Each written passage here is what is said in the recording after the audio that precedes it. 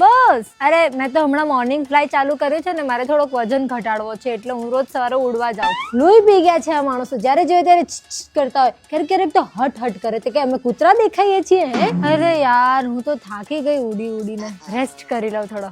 ઓય શું ફળફળ કરે છે? બપોરે તો શાંતિ લેવા દે. આ માણસોની જોડે રહીને છે ને બપોરે સુવાની ટેવ પડી ગઈ છે.